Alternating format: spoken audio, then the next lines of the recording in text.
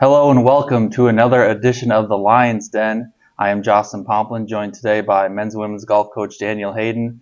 Coach, you just had quite the run. Actually, first, thanks for joining us today. I'm glad to be here. Excited to be here. But going back, you've been on the road the last 2 weeks plus, all over the place with both teams.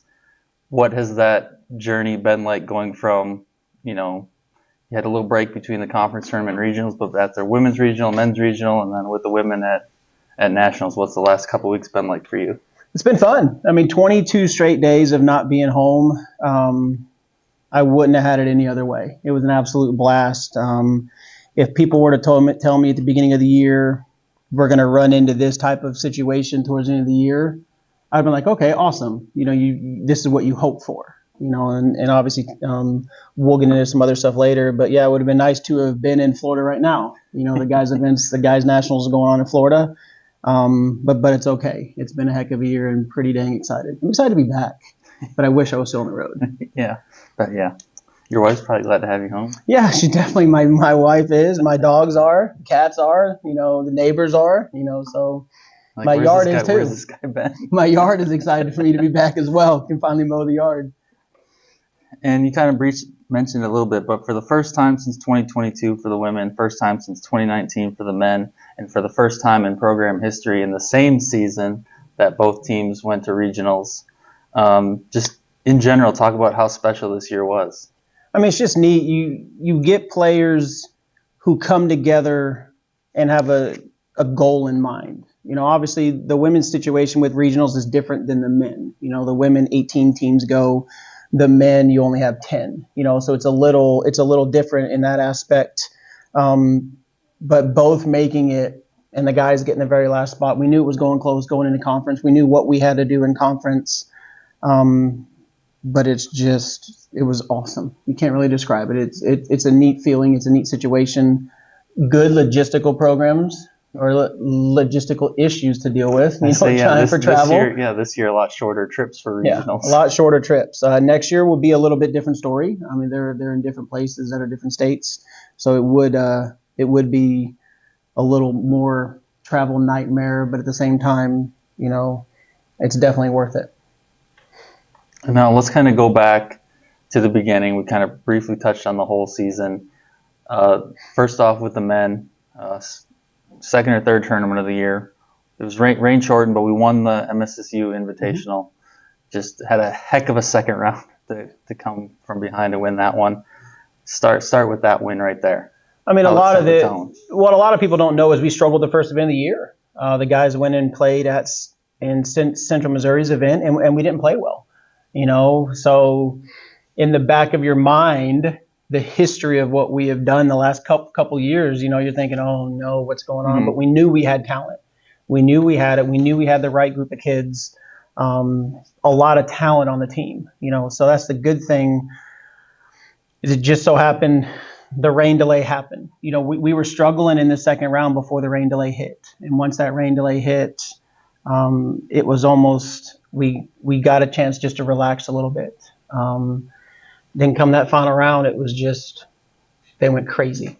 They went absolutely wild. Then to finish the way we did, I think it was 3 under on our last 3 holes or 4 under on our last 5 holes or something crazy. To win by 1 shot was just neat. I'd say our first win since 2017. And I was in Nebraska with the girls for the conference preview at the time, so that was one of those FaceTimes that I will always remember as long as I live. It was one of those. It was just neat. It was neat for everything that happened for that group of guys. Joe to be there was absolutely awesome for him to be there at the time. And kind of speaking of that, you were somewhere else while the men were playing. How do you balance being, coaching both teams? I know a lot of time during the season you play one team's playing while the other one's at home. But then again, recently for postseason, both are kind of playing at the same time. How do you balance coaching both teams? A lot of the neat thing that we had this year, and we've had years in the past, is one of my players, Sam Sewell. Sam decided to redshirt this year so he could literally help out with travel, help out with the logistical nightmares that we did end up having. He was a huge reason why the men's team had success. he has that rapport with the guys. He knew a lot of the players that were actually coming in this year. So he was able to be, for lack of a better word, my eyes and ears when I'm gone. He was able to make sure everything's going well at the golf course, making sure everyone was showing up to class. All the little stuff that I can't do when I'm gone, he was able to do that. So there's no right or wrong way to travel when you got two programs. It's hard. You just have to choose, okay, which one's a designated event for the MIAA, which one's a conference event. If they're both toss-up events on not overly important, you just choose which program you haven't been with at the most for that actual year. And then going forward of the season, you like to go on some trips, to have some fun along with the golf. The women went out to Arizona, the guys South Carolina, and in South Carolina this year, we finished second at the Spring Bulldog Clash, set a bunch of records out there. And then shot 13 under in Arizona and finished third at the NCAA Championships. Things really picked up this spring for them. It's one of those, having our simulators that we have helped immensely. We didn't have the best weather. No one in our area had the best weather for the first realistic month of the year. Hardscrabble was really, really good with us, allowing us to be out there. We shagged the range a lot. We had to pick what we hit. It was not the best of conditions as far as temperature-wise and course condition-wise. But Thomas and his crew there do an amazing job, and they allowed us to be out there even when it was incredibly saturated. So the guys were able to still get a lot of work in when a lot of programs weren't able to. And I think that really did help us, and just the mindset of, hey, if we want to do this, we have no choice. It's now or never. When the first ranking came out and we were sitting 10, it kind of jump-started everyone. It's like, oh my gosh, this can actually happen. This is pretty exciting. Knowing that they go completely off of clipped rankings, that's when it was pretty cool. And obviously having a leader in Tandoy doing what he did this year, especially in the spring. He had one bad tournament, which was our home event. But other than that, it was fun to watch him play. It was really, really fun. I say, speaking of Jeremy, he won the NSU Invitational. Waited till his senior. He had Chandler win it the year before. He did that in his first ever collegiate tournament. Jeremy waits till he's a senior to do it, and then became the first MIAA champion of any sport for us here at UAFS. Let's see what else he had. He had 19 rounds under par, 5 top 5s, 7 top 10s. Describe the year he had. And he ended with an all-region, which is not easy to get. The all-region award is pretty special. What a lot of people don't know about Jeremy is he was close to not playing. Like, he was close just to hanging it up and done after his junior year. He went through a lot of stuff internally, dealing with what golf will do. It's an individual sport, and it can get to you. Obviously, his faith in God obviously helped immensely going through what he went through, knowing that his players have his back. Me and him talked a lot. We talked a bunch. We had hour-long conversations about, hey, this is what's going on. This is how we deal with it. This is what we need to do. I never gave up on him. I'll never give up on any player, no matter how they're playing. And he was one of them. He didn't play well his junior year. You can look at his stats. His freshman, sophomore year, he started trending the right direction. Junior year had a setback. Then all of a sudden, senior year, it's just like, it was cool. That's what you hope when you get players. You hope their senior year they go out like that. And a lot of people have asked, how do you replace a Jeremy Tandoy? You don't replace a Jeremy Tandoy. You hope the players on the team get to that level by the time they're a senior. We got some really good ones coming in, and that's what's exciting. Can they get to his level? 100% they can. It's realistically up to the actual player. But him, it's such a neat story from me knowing where he came from last year and how close. Like, he missed 3 events just because he just wasn't mentally prepared to play a golf tournament. He told me, hey, I know I qualified for this event. I'm not going to go, though. I'm going to help the team. And kudos to him, because there's not a lot of people in this sport that's an individual sport that would have the courage to say, hey, I'm putting the team first. And a lot of players realized that, and a lot of players got behind him. And that's when, you get that support and you just never give up on a guy. It's just pretty neat when when the stars align and God has a plan and it comes through. We got to have him on the podcast twice this year Yeah. for his 2 wins. He missed advancing to the national championships from regionals by 1 stroke, first round 80, but then just came out absolutely firing in the second and third rounds, back-to-back 66s. And it's gut-wrenching. I'm about to fly out to nationals to meet the girls, and I'm watching live scoring. I'm hitting refresh. Refresh and getting that going, and then seeing the kid from Ohio Dominion ended up birdieing his last hole. Mm-hmm. He had 17 straight pars, birdied hole 18 to get that playoff spot. And, you can look at it a million ways. Well, if Jeremy just would have shot 79, everything happens for a reason. It was gut-wrenching for him, but at the same time, his whole goal when we talked in his freshman year, he wants to win a tournament individually. Mm-hmm. He wants to win a tournament as a team. He wants to go to regionals. At that point, we never thought about going to nationals. It's never crossed our mind. Checked off all 3 boxes this year. And it took to his senior year, and he never gave up on the program. There's a lot of people, there's a lot of people who've given up on this program. And I don't know what God has in store for us next year, but at the same time, these kids know how close we were. We're realistically our first round, and if you look at our history, our first round all year long, if we play well in the first round, we play well in the tournament. And all of the tone. Sets exactly 100%. And I don't know if we're still working on why that actually happens. It could be a mindset. It could be pressure, getting up at 5 a.m. to play. It's just, we're working on a lot of that stuff and talking to a lot of kids. We have a really good game plan on how we can possibly help with that, mental block, it could be. All right, so let's move on to the women's team. Mm-hmm. Before we get into all the success of the last few weeks, let's go back to the beginning like we do with the men. Started the year off with a second-place finish at the NSU Invitational, and then concluded the year with a third at the NCAA Championships. And I was looking at the results. The results were average, to say the least, throughout the season, but they got it done. And that's one thing that a lot of people are saying is it was nothing flashy. Mm-hmm. And all of a sudden, at the end of the year, we actually peaked. We played in brutal conditions all year. For the women's side, it was probably the worst conditions, not golf course condition wise. I'm talking weather. Mm-hmm. Worst weather wise we've played in a long time.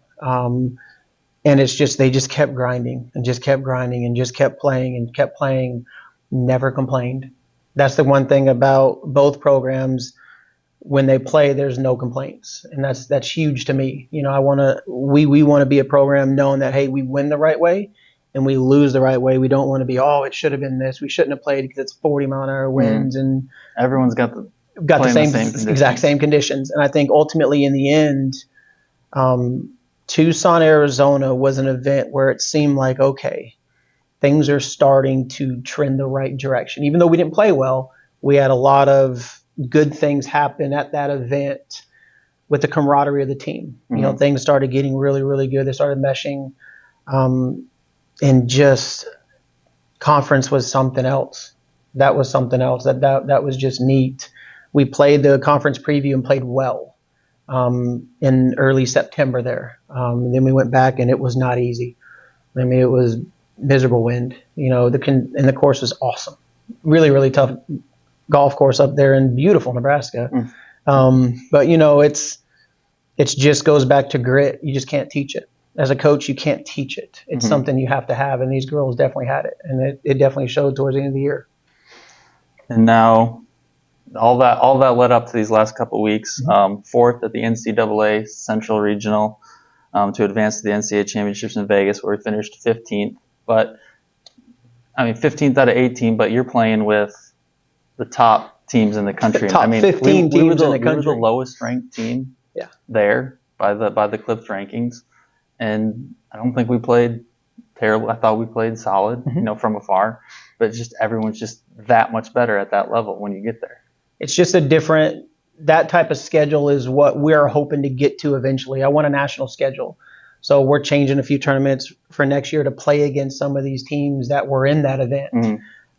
We just don't have the luxury of playing some of those We used to be in the Lone Star, so we used to see the Dallas Baptists all the time. Now we don't see them just because of the way the MIAA does things.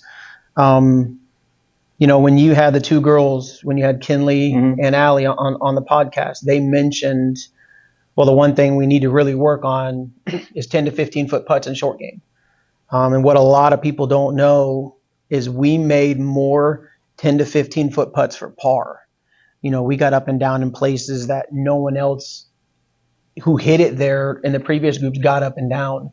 And for Allie to win regionals, she made a 7-footer on the first playoff hole for par to extend the match. The girl from Central Missouri hit it to maybe 10 feet and just missed the putt. Gave new light to Allie. Then we had a wicked storm come through, a little rain delay, and then all of a sudden you look on the video and she made probably a 12 to 13 foot putt, and that's what that is all she worked on for 6 straight days, was 10 to 15 foot putts and a lot of wedges and a lot of up and downs. And ultimately for the whole entire team it worked, because that's all we worked on. That's literally what everyone worked on for that whole entire week going into it, knowing that that golf course plays shorter than what the yardage shows. And now just talk about, the experience that they all got to have competing for a national championship for the first time. I mean, the thing is you always look at it like, what do we need to do to compete in that at that level? It's like, okay, we need to be even par for 3 rounds, and you can and everyone can do the math. Okay, that's 2 shots per person, almost 3 shots. We'll say 3 shots per person per round. You can think of 30 shots, for the whole entire tournament. But at the same time, it's like these girls now know, okay, what did they do? We played with San Marcos the first day or the first 2 rounds. They were leaders after the first 2 rounds, so we saw what they did incredibly well compared to what we might have struggled with. So just to get that data of, hey, okay, this is what we need to get to in order to make match play, in order to make the top 8. I believe it still hasn't hit them yet. I don't think it has that, oh my gosh, did we just really do this? And I think it'll be all the way until August for them to realize, man, this really did happen. We done something that's never happened, and having 3 freshmen is just, it's crazy to even think about that, for that to happen. You're kind of leading me into my next points. You said freshman Allie Perry had 4 top 10s, won the regional on a playoff hole, MIAA Freshman of the Year, led the team in Vegas with a +4 at 220. Just talk about what she's been to the team for this year. I mean, Allie is an intense player. She's one of those golfers, if you see her on a golf course, she gets fired up. She'll get angry, but she does it the right way. A lot of her anger doesn't go to the next hole, doesn't go to the next shot. She's able to just get angry and it's over with. And that's what's neat for a lot of these players, is they don't hold the bad shot for 3 or 4 shots. And with Allie, she was a good player out of high school. I don't know, I believe her average was right around 75.5 to 76, give or take. She won state her senior year, so obviously she had momentum going into college, and momentum's scary. And she just ran with it, and a decent showing in her first event, then played decent throughout the fall, but the spring is just a whole new animal, and all of a sudden something clicked for her, and it was neat. I feel like part of that coming from the outside, you get your first taste of it in the fall, and then you've got a 2 to 3 month winter break to really kind of own your game. Yep. And she was able to do that. Obviously, she lives in St. Joe. The weather wasn't great. She has access to some golf courses, and she practiced when it was 38 degrees, 32 degrees, 30 degrees, just like everyone else did. But when she came here, it's purposeful practice. There's a reason she's working on certain things. There's a reason we're working on certain things. But it's neat when her plan, that was her goal all along. Her goal all along was to be that type of player, to be that leader on the golf course. And it definitely showed. It was neat. I mean, for her to win it, those are things you'll never forget as long as you live. And now looking ahead, you mentioned it, your top 3 players on the women's team, were freshmen.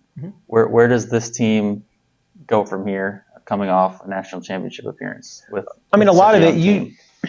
you have a lot of players behind the scenes that a lot of people may not know about.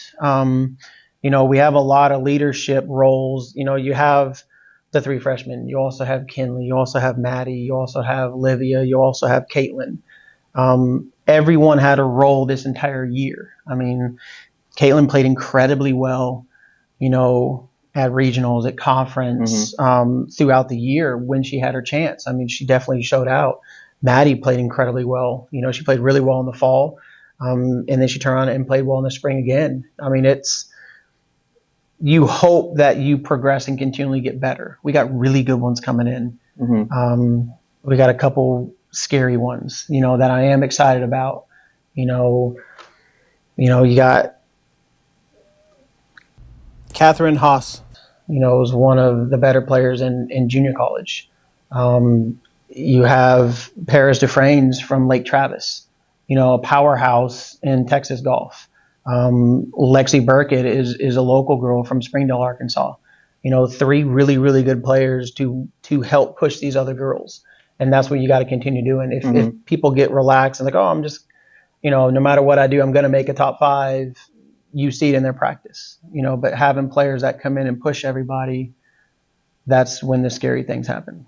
It can get good in a heartbeat. And I don't know what God has in store for us next year. I really don't, but at the same time, it's pretty exciting to think about it. I'd say it's nice to have a core coming back. And then it's a little bit opposite for the men. They were more of a veteran-laden team. What do we have coming in for them? We have a lot of good players coming in as well. I got Braylon Mahoney. He's also a junior college recruit or a junior college transfer from Weatherford College as well. We have Murphy Allard. He's a Rogers, Arkansas guy, a Portal kid from St. Leo. He wants to play his final. He has 1 year left, so he's going to kind of play his final year here. And Tyler Bonin is the number 1 ranked player in Minnesota. So we have a lot of really, really good players coming in to push these other kids. But just like you said, I'll have 4 seniors next year. So we'll lose a lot of players. But at the same time, that's perfectly fine. I got two kids already signed for 2026. So the rosters are pretty good for the next few years. It's just a matter of, continually working hard, making small changes when it comes to practices. Having the indoor, having 2 simulators now is going to help immensely when it comes to that. So we'll have big teams next year, but it's pretty exciting to have a lot of people that can actually play a top 5. I think our roster could vary per event. It may not be the same top 5. It may be different every single event, which is ultimately what you want as a program. And then to be able to, enter coming off, the years we had of making the postseason, the expectations are there, and what you have to do to get there or get farther. Yeah. And that's the whole thing is, okay, we got in as a 10 spot. We did everything we needed to do when it counted to make it. Now it's like, okay, now let's have some breathing room. But now let's see what do we need to do to compete with UCO. Obviously, they're one of the best programs in the country. They're top 10 in the country.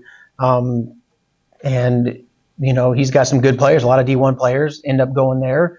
And that's just the way of the portal. It works out great for him. A lot of local kids stick around there.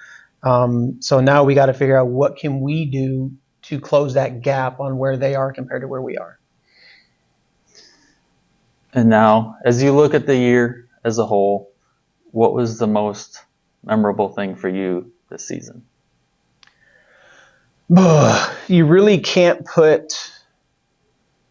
There's a lot of things that happen on trips that a lot of people, unfortunately, don't get to experience. The joking around, the camaraderie. There's stuff that, people don't know. Alex on the team, Alex Bloxham, he does some crazy stuff. He's an amazing singer. He's an amazing dancer.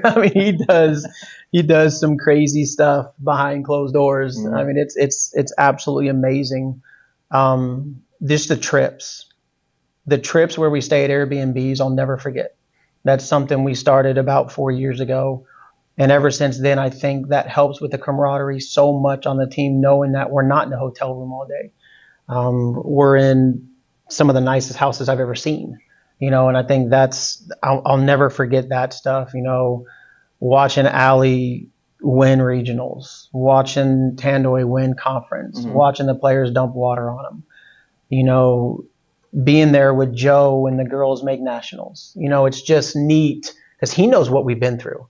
He knows the highs and lowest of lows. He knows, everything involved with what's going on and stuff like that. So, I mean, it's neat having him in your corner still through all these years. It's neat for families to have us over. We had a huge party at the end of the year at that massive mansion on the backside of the airport. So we were hanging out there one day. Chris Taylor and his family invited us up there. They know a couple people who own that house, and you have the whole entire team up there on a house that's 10,000 square feet.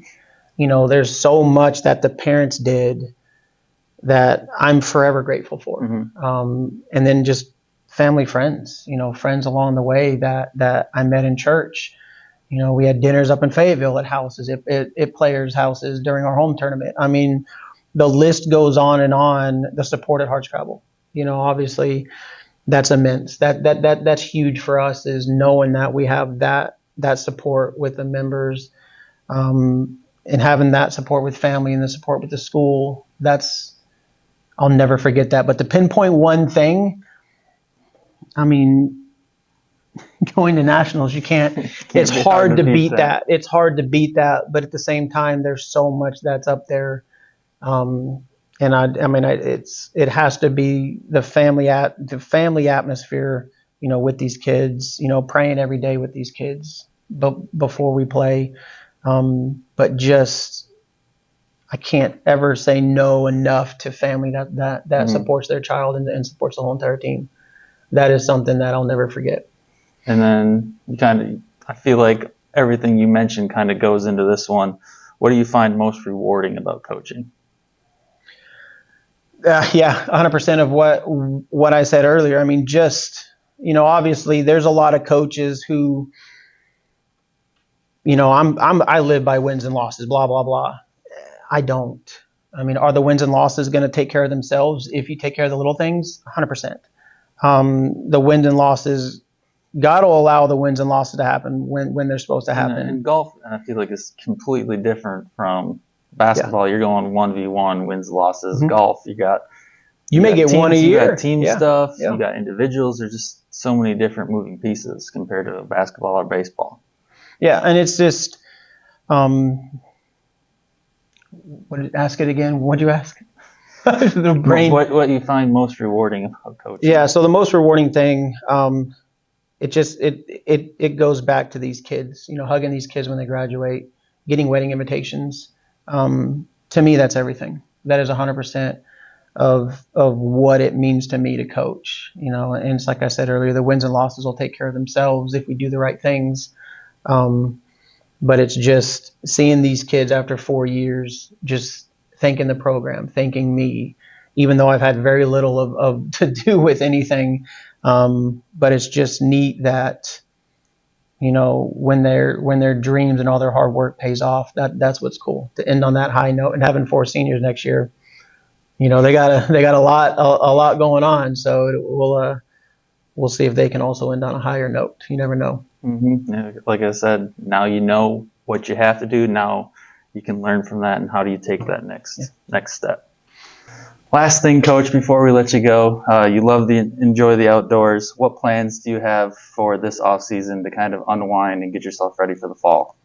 I'm actually going to be playing a whole lot of golf this summer. Surprisingly enough, a lot of people don't think I've ever played golf in my life, but obviously I have played more than what most people think. So a lot of the players ask me, hey, for next year, let's play a lot of golf together.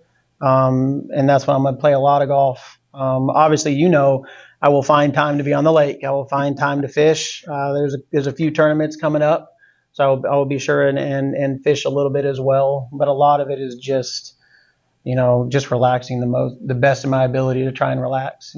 It's a lot less stress having my roster set for the next couple years. I don't really got to panic and go find players. But I will definitely still find time to recruit kids in that 26 to 27 class range, and we'll see what happens after that. Well, Coach, thank you for joining us on today's episode. Congrats on a fantastic season. We look forward to what the fall and the future brings to your programs. And again, thanks for tuning into this week's episode, and we'll see you next time. Thanks, Justin. I appreciate you, bud.